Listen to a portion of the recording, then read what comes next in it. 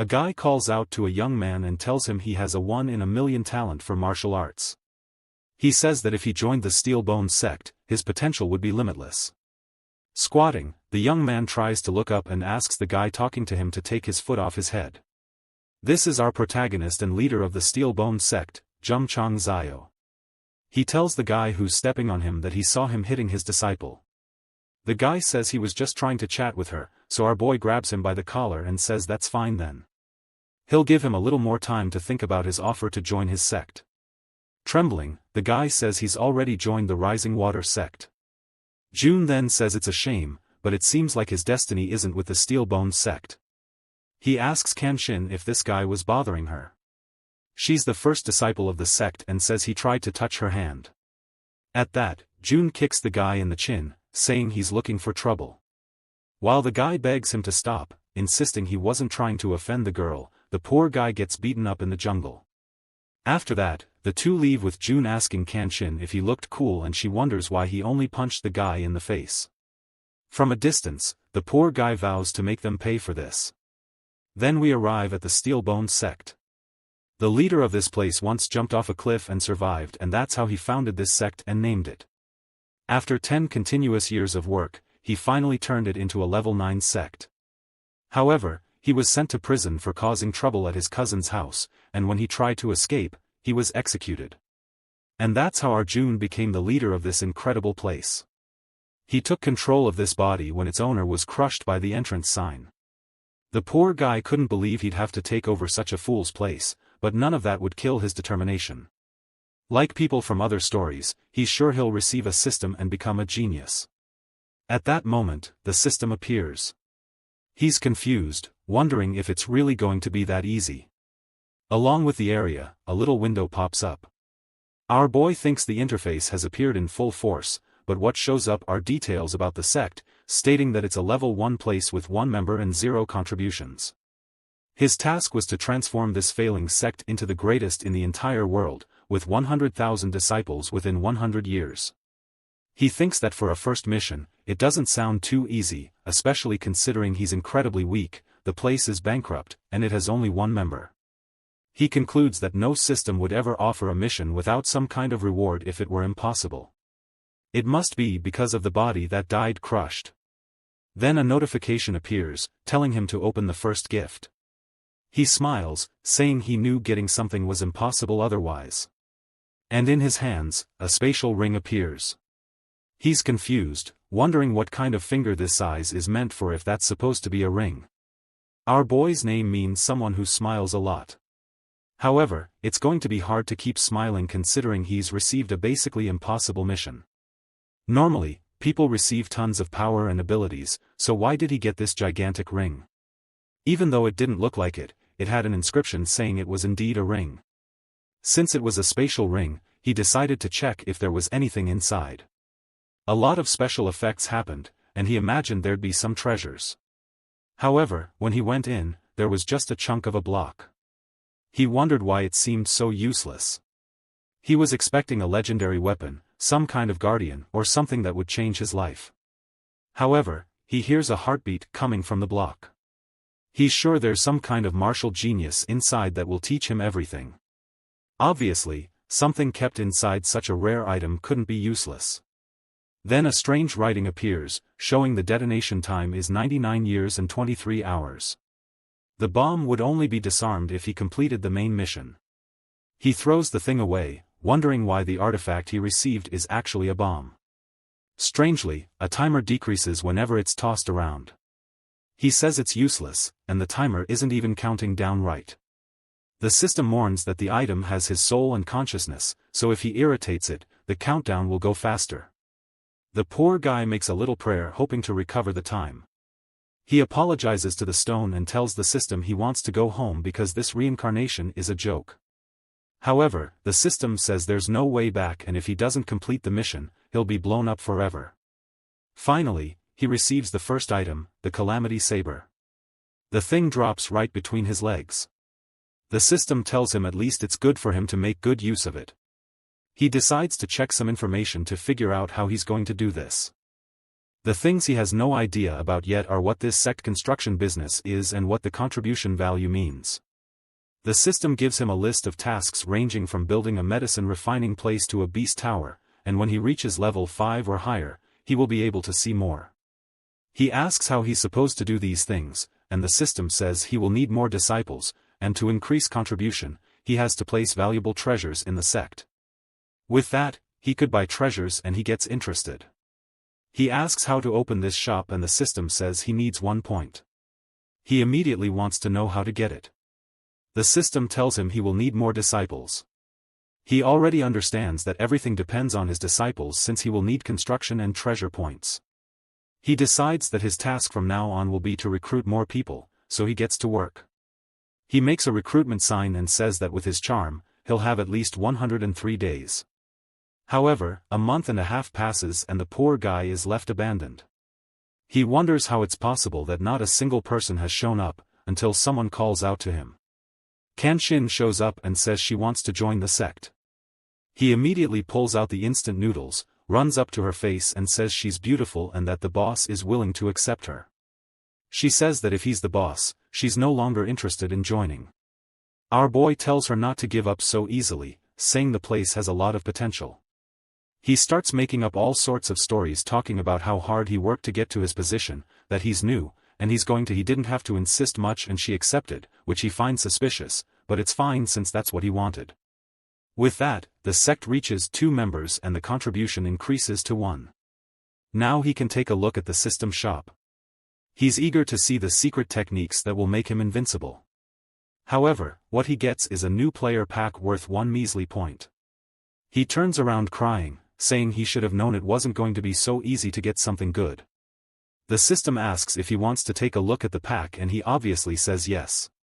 He receives 2 items that help him escape and another one that makes him take less damage. Clearly, his life isn't going to be easy.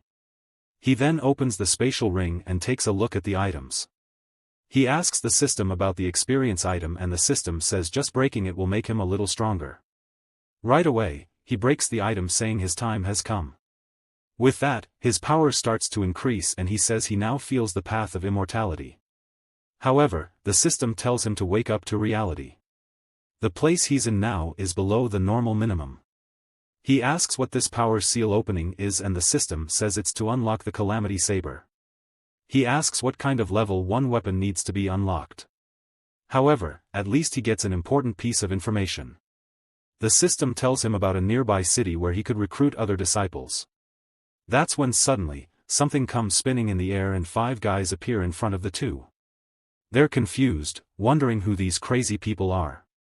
It's the bandana guy saying it was he who beat up the poor guy. Unfortunately, the 2 of them don't remember who this guy is. Kanshin asks and our boy says he thinks it's the guy he stepped on. The bandana guy says June was bold to hit someone from the rising sect and asks for his name. Our boy says he's June, the leader of the Steelbone sect. Everyone recognizes this sect as the one from the old leader who got caught at his cousin's house and then died trying to escape from prison. June shouts at them to stop slandering their sect like that. However, the guy wants to know how the leader of a worthless sect dares to harm his disciple. Our boy confidently tells Kanshin to take a step back because he's going to take care of everyone. She just tells him to remember that before he dies, she'll have to take the position from him. He's confused because she's the only disciple who wants to steal his position. But confidently, she activates the power she received. And with that, a fiery aura starts coming out of the boy. The guys ask if this isn't the weakest leader they've ever seen since the guy's only at level 3. Everyone starts laughing saying they've seen apprentices stronger than this leader. Then the guys activate their auras, saying they'll save time and finish him off quickly. Kanshin notices that the boy has dragged himself all over the field. She asks if he doesn't understand the situation. The apprentices next to her couldn't even react to this. And the system gives him the mission to deal with these 4 guys. From the ground, the boss asks how it's possible for someone with 3 energy points to be so strong. Our boy says it's obvious. It's because he's a sect leader. And immediately, the bandana guy's apprentices jump in, saying they won't let him get away with this. However, June reveals the 5th circle around his arm, which is the level he reached by breaking that seal. And the idiots realized that he had hidden his power. With that, he easily takes care of the guys. Everyone falls to the ground, and he calls Kanshin to leave. With that, they head towards the city. But on the way, she says he should have killed them to avoid future problems. Our boy asks why they would be so cruel. She replies that in the Starry Land continent, you can't show mercy to enemies. He doesn't even know that he's not qualified to be a sect leader. Our boy remembers that the laws here are very different from those on Earth. It's a place where you can't afford to be merciful. However, the system gives him a secondary mission. He is to educate Kanshin about his beliefs and protect his dignity as the sect leader. Our boy wonders why he would have to go through something like this. But he understands that he must assert his authority as the leader of the sect. So he says he understands that they can't be kind to enemies. However, she needs to remember that they are martial artists who seek truth and purity. There's no reason to harm those who pose no threat, as it would only stain their reputation. The system congratulates him for the lesson, and he gains a point. Confidently, he feels the wind hit his back at the perfect moment, making him look stylish as he speaks. Kanshin says she understands that the master can't do that, but she will finish them off instead. Our boy tells her she needs to be a bit calmer because she only ever talks about fighting and killing. She immediately points her sword at him and asks why a woman couldn't just focus on fighting and killing. She would obey him as the leader, but he better not underestimate her. Our boy is startled by her aggressive reaction, already certain she's been through a lot. He then glances at the system. For having beaten the guys and giving the moral lesson, he now has 10 points. As they walk, she wonders what the idiot is doing. Our boy wants to buy something, but the problem is that everything is too expensive. Until he finds a junior healing pill worth 1 point. However, he decides to save it for when he's dying. Suddenly Kanshin stops and warns that someone is watching them. The bushes ahead are rustling and our boy imagines it must be a destructive creature. He warns Kanshin that this path looks bad and suggests they change routes. However, she says she feels it's not a frightening creature. She points and says it's actually a badly injured human. Jem gets closer and says the wounds look severe. Since the breathing is failing, he knows the guy is on the verge of death. It seems like he fought a creature and ended up losing. She says she understands and asks when they're leaving. Our boy questions if she's not even slightly inclined to save the poor guy. She asks why he wants to save him if he's not a medicine cultivator. Clearly, there's nothing he can do. He starts to materialize the pill, saying that he may not know how to create one, but he has one of these, spending a point in the process. He didn't expect to use it so soon, but is eager to see the effect. He gives the pill to the guy. Kanshin says that any common medicine won't heal the internal injuries he has. However, at that moment, she hears a cough.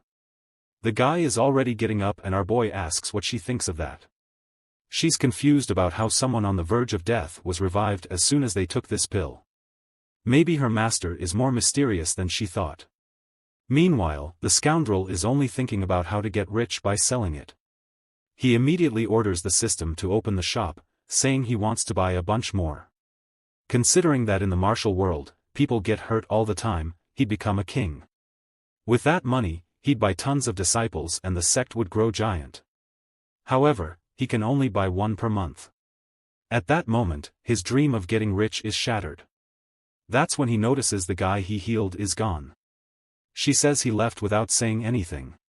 Our boy asks how someone can be so ungrateful. He spent a contribution point and an item that won't return for a month. Kanshin suggests that he should be a little crueler as he won't gain anything by being good in their land. The poor guy was thinking of saving the man but he fled just like that. He starts to realize that in this place there are no laws and the moral restrictions of Earth don't apply here. He'll have to get used to the Starry Land and follow the rules of this world. Basically, living by the law of the jungle. Here he can have 50 women and be the richest in the world as long as he's tremendously strong. The system strangely congratulates him for understanding how this place works and he gains 10 contribution points. He didn't know that there were secret missions like this. The system explains that there are main missions, secondary missions, and secret missions. And lastly, there's something called epic missions, but he's too weak to know about that. Our boy already wants one of those, knowing the reward must be great. The system tells him that when he reaches the right level, those missions will be unlocked. He asks when that will happen, and the system says that information is not available. He celebrates at least gaining 10 points to buy something in the shop. At that moment, someone slashes him in the face with a sword. It's Kenshin, who tells him they've arrived at Jinying City. Our boy takes a look and notices the city walls are incredibly tall. Seeing this, he vows that one day the Steelbone sect will be more magnificent than this city. The guys nearby ask why an idiot disciple of this failing sect is here. Our boy tells them he's not a disciple. He's the leader of the Steelbone sect. Everyone falls silent and then starts laughing in his face, saying this is ridiculous. Not only is it idiotic that a sect like this still exists, but also that he had the audacity to show up at the recruitment meeting. Others say they can feel that at most he has the power of someone who awakened 3 levels. And with that, the poor guy was mocked from all sides. You never imagined it would be so difficult to carry the name of this place. Why did he come to a world where not only did he receive a system that doesn't help much but also a negative reputation? Kenshin touches his shoulder. He turns around saying that at least he can count on her. But she just says she understands he's feeling extremely embarrassed by the reputation. He feels desolate that this disciple doesn't hold back with her words. However, he stands up and says he's heard much worse and won't be affected by others' criticism. It's time for them to head to the recruitment area. On the way, she asks how he can stand being humiliated like this, and he wonders how this damn girl knows what he's thinking. However, he replies that he just has to endure a little because the only thing that makes him shut up is showing power. So far, he had completed missions given by the system, but now he would finally make the first move. The domination of Starry Land was about to begin. Meanwhile, in another nearby tent, a boy tells his master that this year they will recruit many high-quality youths. However, one next to him says they are a level 8 sect, so they should forget about getting the talented kids. This year, the Gentle Blades sect would take all the first-ranked disciples. The two start arguing, wanting to see who will get the best ones. Until someone walks between them, throws an umbrella on the ground, and says this cheap tent wasn't so bad after all. The saber guy asks who he thinks he is to stand next to his sect, and the one next to him warns that he's the leader of the Steelbone sect, which is the disgrace of all sections. The saber guy then says he will be kind and give him the chance to move away from that spot. Our boy replies that all sects are members of the alliance, so they can remain in harmony.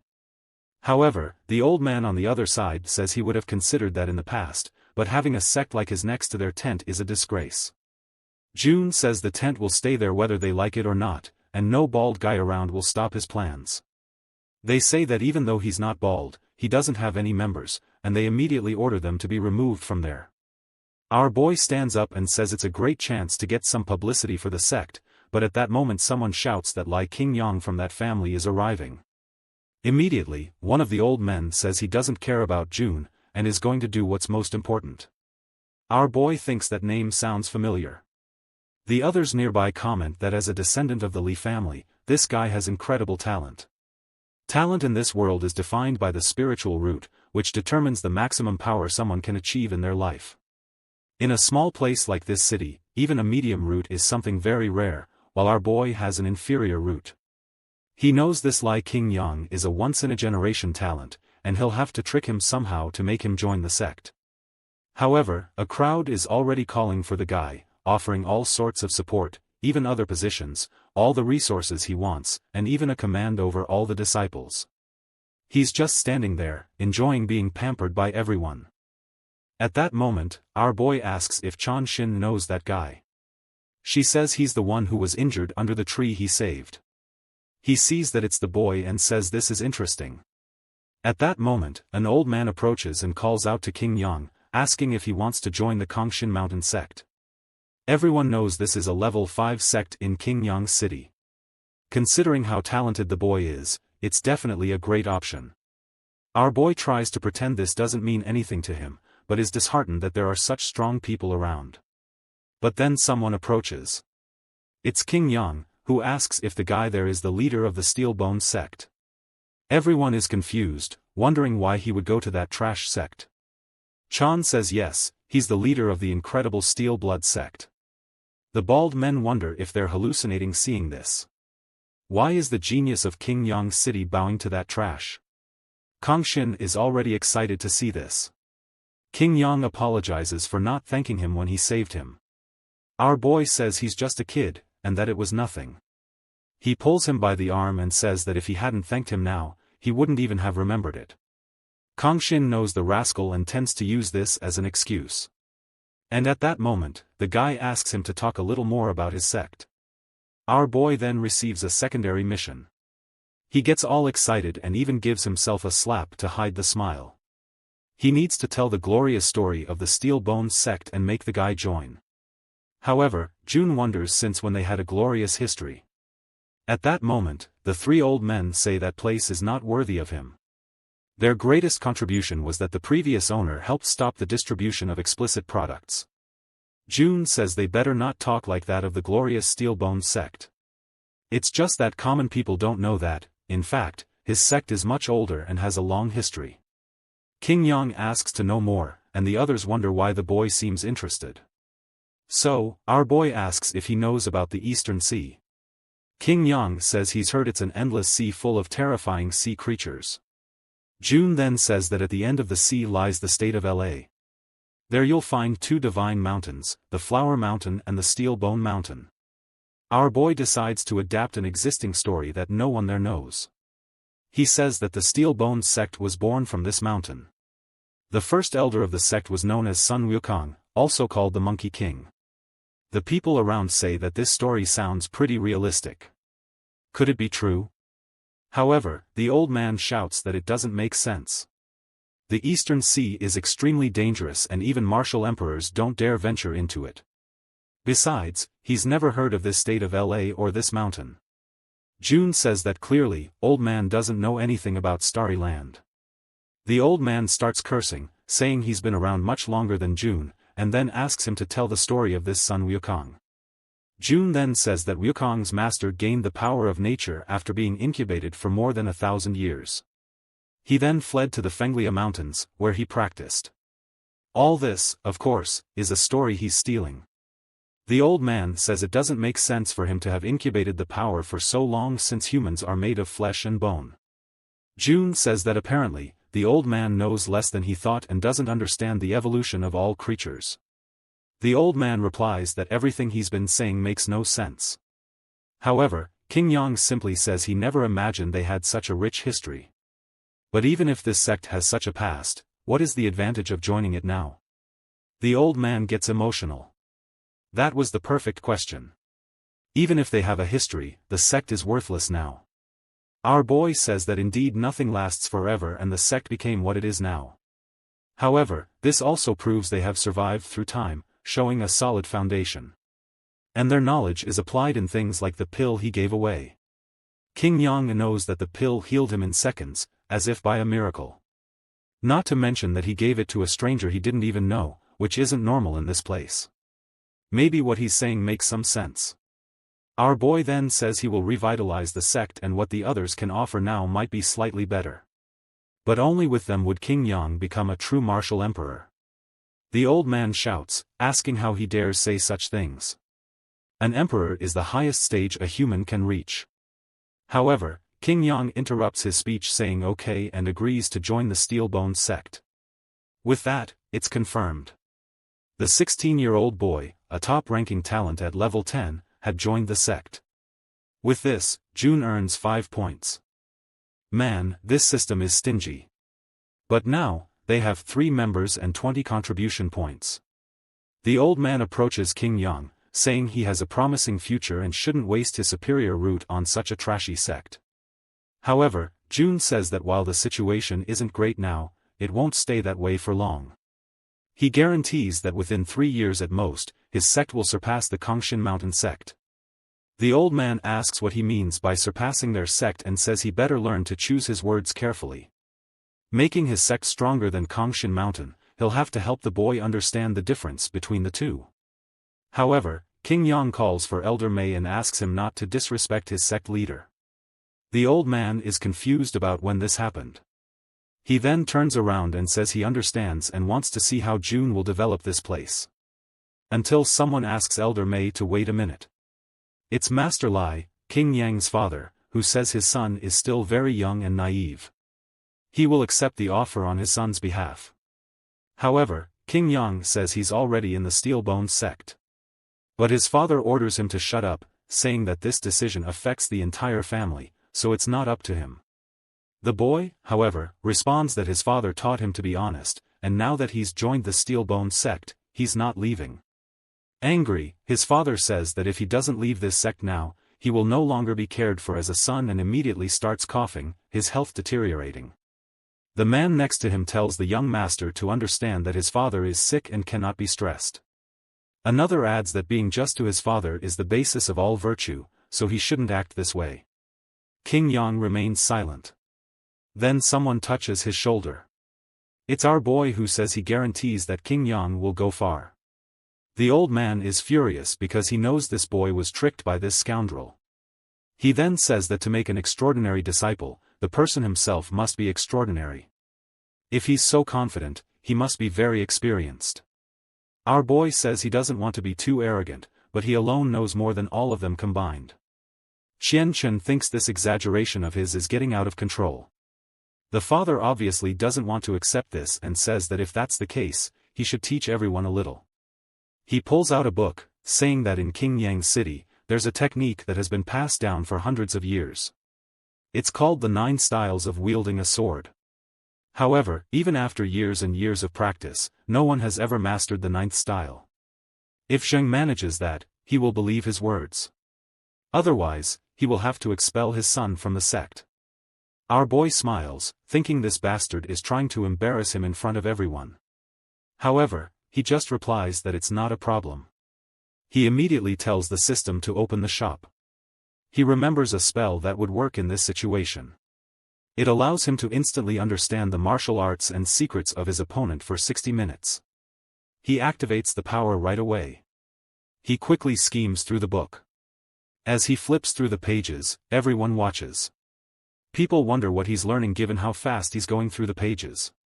Our boy decides to make up any random name and calls it quantum meditation. And with that, bam, he closes the book. He then asks Qian Chen to give him a sword.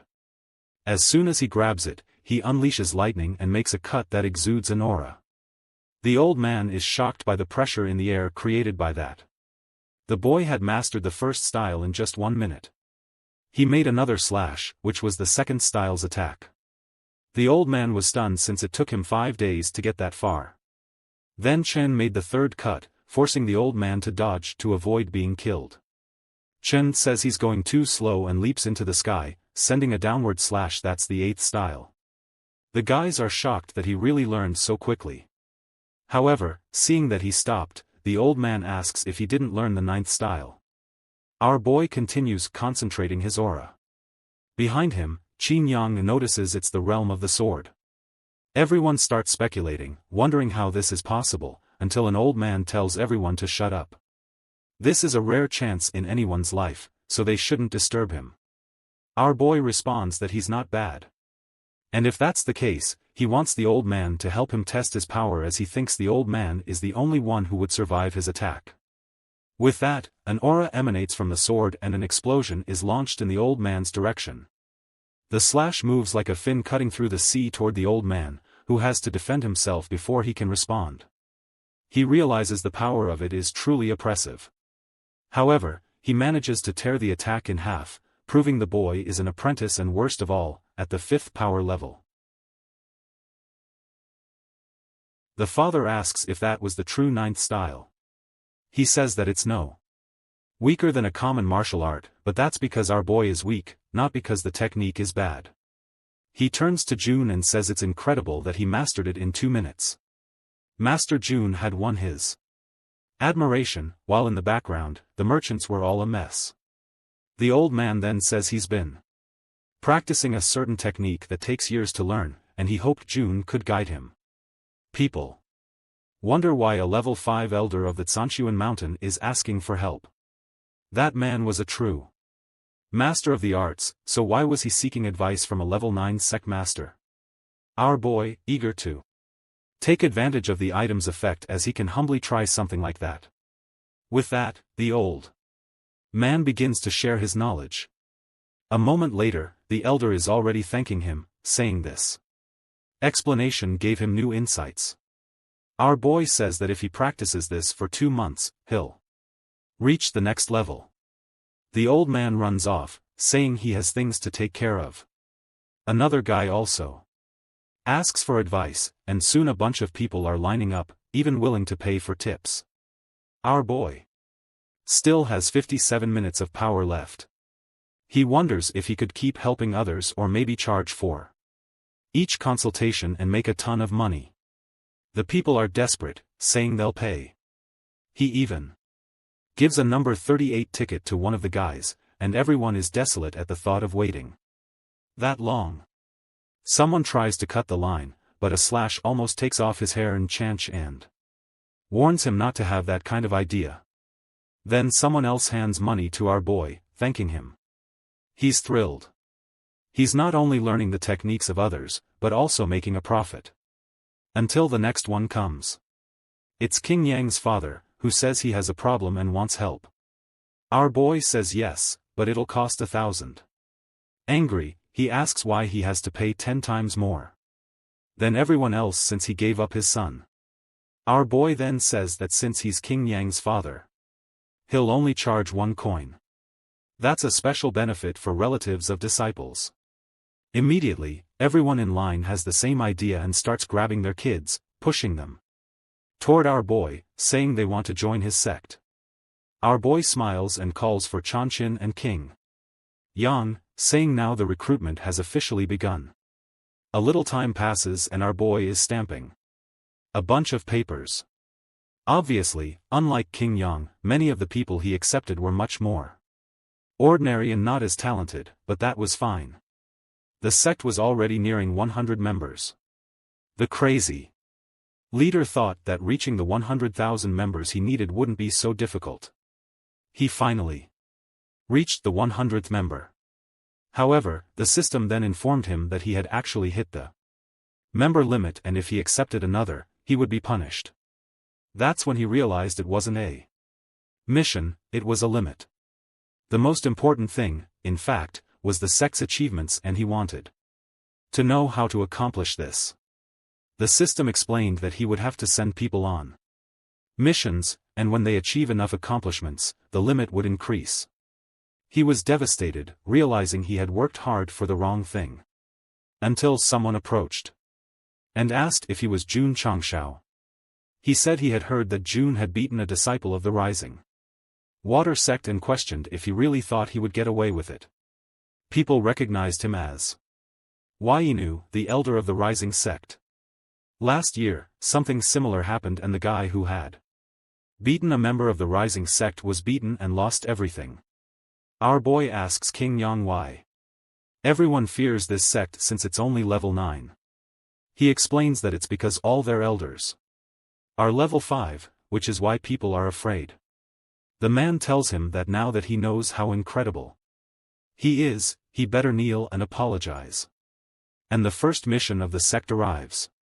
He would have to teach this guy a lesson. Our boy says that considering they provoked his disciple, the punishment he gave was small. What this guy was doing here was ungrateful and unjust. The man asks if he's looking for death and challenges him to the duel platform. King Yang notes that the guy is already at level 12, and in the duel arena it's a fight to the death, so his chances of getting out alive were slim. However, strangely, Jun is confident and says this saves him a lot of trouble. The scene quickly shifts to the middle of the arena and everyone finds it incredible that the leader accepted the challenge. King Yang asks if the chief is really that strong, seeing that he accepted this challenge. Gonshin says that he's actually only at the 5th level. Then the man asks if Jun has any last words. Yu says he would have let him live if he had apologized. But now that he's in the arena, he's going to die. He boasts about his physical training over the years, saying that with his strength, even without using any energy, he can crack a rock. June asks when he's going to stop talking about everything he has, and the man leaves forward. With a punch. The attack hits June squarely in the chest, but June doesn't even budge.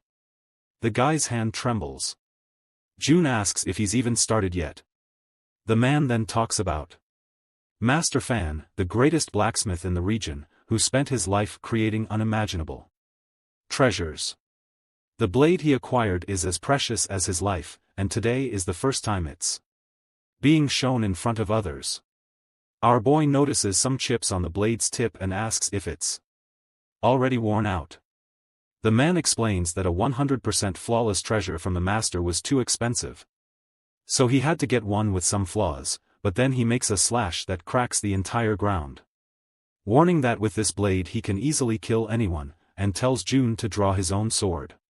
Our boy, all smiles, goes into the system. He tells the guy to calm down a bit because he's still choosing. He then pulls one from the shop, a cold sword of a junior that costs 10 contribution points. Inu says that now that he's drawn, he's going in. He uses the desert slash technique. June ignores him and comments that the system's sword is quite impressive. He wants to see how powerful it is. With that, he uses the 9 styles technique he had learned. His blades easily stops the desert technique and Inu's blade falls to the ground.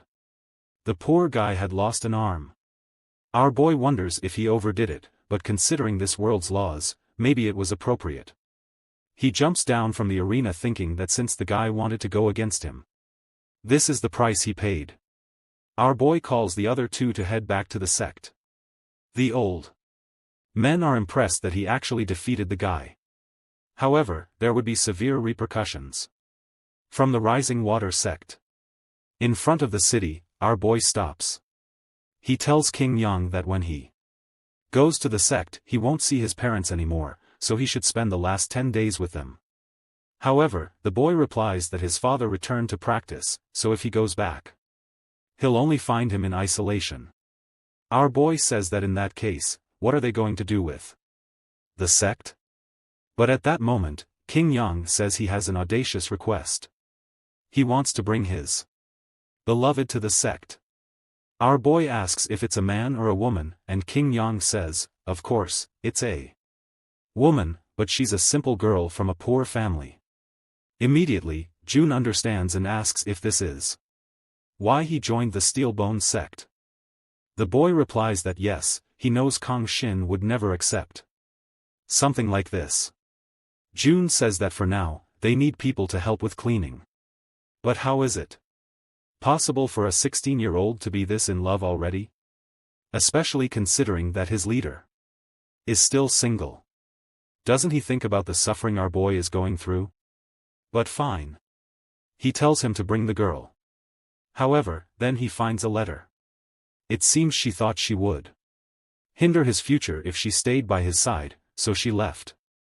Our boy cruelly says that if she was really poor and weak, maybe it was for the best. The poor guy goes silent. King Yang then asks if she isn't suitable for him. However, June says that he doesn't think so. It's what others will think. And at that moment, the boy gets motivated, saying that when he becomes a strong master, they'll go to the ends of the earth to find her again. June responds that if that's the case, he'll help the boy become that strong person. The boy is all emotional until they arrive in front of the ruined sect. He asks if it's too late for him to want to go back to the city. June says there's nothing to worry about. He made a lot of money and will fix everything, until he sees a kid peeing on his sect and orders him to get out of there. The kid runs off, saying he'll call his mother. Our boy mutters that he almost killed that child, but calms down. He says he can't fight with a kid that young and tells him to go inside, not before getting hit on the head again. Then he draws his sword, saying this sect is trash and is going to cut it to pieces. The scene shifts to him talking about the first mission of the sect. It was the honorable task of having the chance to arrange the wood and fix the windows of the place.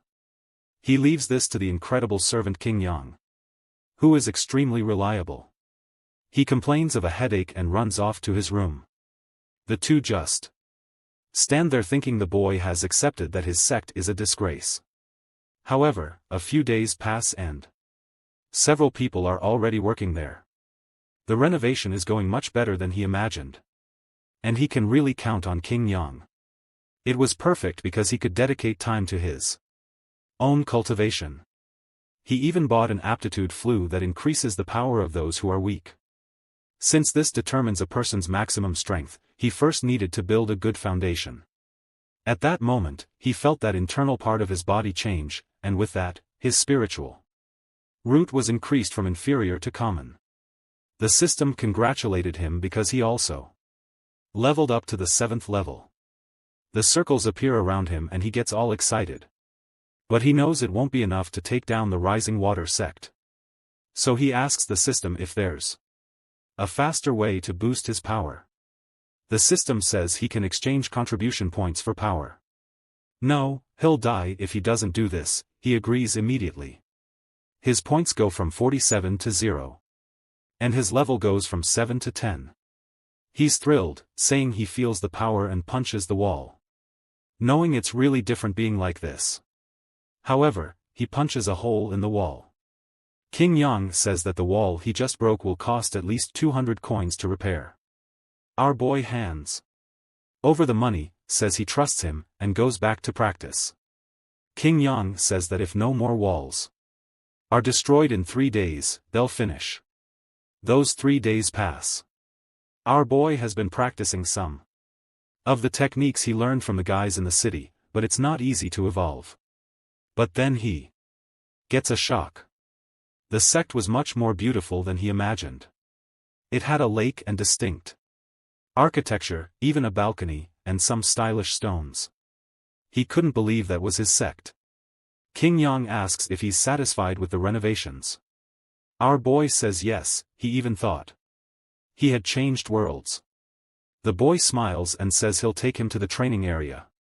He also wants to show him the cost of all this. All that's left for our boy is about 200 coins. He asks if there really isn't anything left for the entire sect. King Yang says yes, construction is still ongoing. So they're in debt by about 4,000. Our boy asks since when he's been in debt to the system and to people. However, the first disciples he recruited that day start arriving. Our boy notices there aren't as many as he called and asks what happened. The guy in front explains that others live in more remote areas, so it will take a few days. Meanwhile, someone's approaching.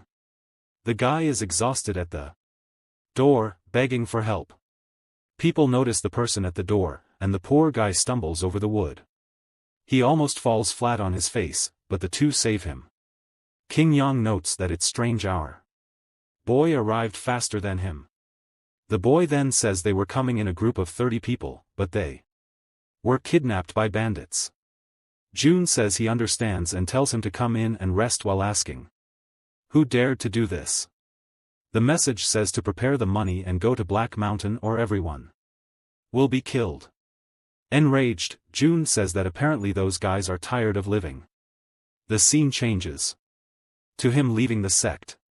King Yang shouts, saying that Black Mountain has over 200 bandits and their leader is extremely strong. If he's going, at least he should take him along. But June just tells him to stay there and take care of the sect, that this is an order. He can't let the bandits of this world think they can do whatever they want to his people. The scene shifts to the mountain. Some guys are standing in the middle of the staircase, until one of them tells the others to take a look. It seems like there's a crazy person trying to climb that mountain. The guy tells him to hand over everything he has or else he'll have to search for it, warning that if he has to look for it, June won't leave in one piece. However, June just wants to know if the boss is in the fort. The guys ask what he's talking about, but in a second, June moves and disconnects one of their heads.